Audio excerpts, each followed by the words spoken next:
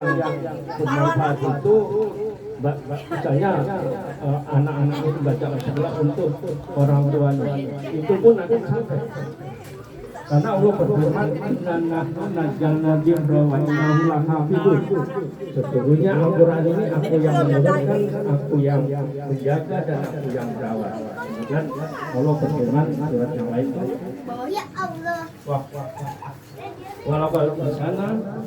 Jadi artinya kalau kita membaca Al-Quran itu Rasulullah bersabda, man harfan min kitabillahi falau bihi hasanah wal hasanata bi amri amsalihha la aqulu alif lam mim harfun walakin harfun wa bimun harfun.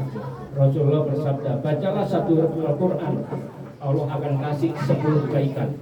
10 kebaikan, alif satu huruf, lam satu huruf, mim satu huruf. Jadi alif lam mim sudah 30 huruf. Berarti kita sudah mendapat 30 kebaikan. Apalagi yang kita baca tadi itu, dari mulai surat Yasin, Qul Al-Falaq, An-Nas, surat Al-Baqarah. Itu sudah berapa ribu huruf, berapa ribu kebaikan yang akan kita.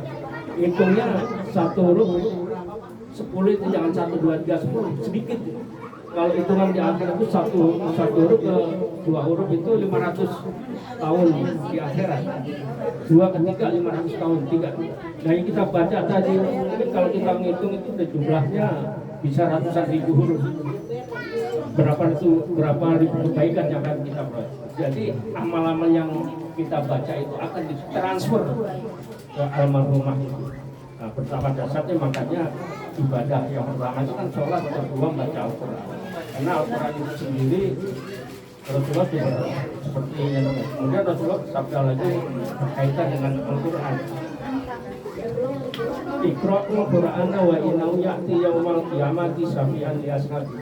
Rasulullah bersabda, sesungguhnya Al-Quran itu nanti datang pada hari kiamat untuk memberi pertolongan atau syafaat kepada yang baca.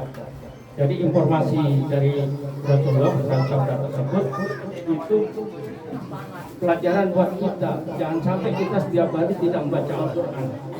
Karena di alam akhirat nanti tidak ada yang bisa menolong kita kecuali amal jariah, ilmu yang bermanfaat, doa yang soleh. Ini walaupun itu tidak umur nih, ini kita nih. Ini akan bisa mendoakan kita walaupun itu tidak ada umur, inilah yang akan transfer pahala. Karena kalau ibadah tidak apabila kita sudah meninggal duluan terputus semuanya. Kita sholat nggak bisa, kita ngaji nggak bisa, kita sedekah nggak bisa, kita amal jariah lagi nggak bisa, kecuali yang 3 ini. Pertama amal jariah, makanya dari sekarang ini kita usahakan walaupun sedikit kita usahakan beramal jariah. Karena ini akan bisa menolong kita di akhirat nanti. Terus kedua, ilmu yang bermanfaat yang kita ngajarkan pada anak-anak kita kaitan baca Al-Fatihah. 1 huruf sudah 10 kebaikan. Nah, kalau Al-Fatihah itu kalau kita hitung enggak ratusan huruf itu. Transfer terus. Sehingga kita nanti, makanya kita yang orang cerdas itu kan orang yang banyak mengingat kematian dan yang paling banyak mempersiapkan diri untuk alam berikutnya.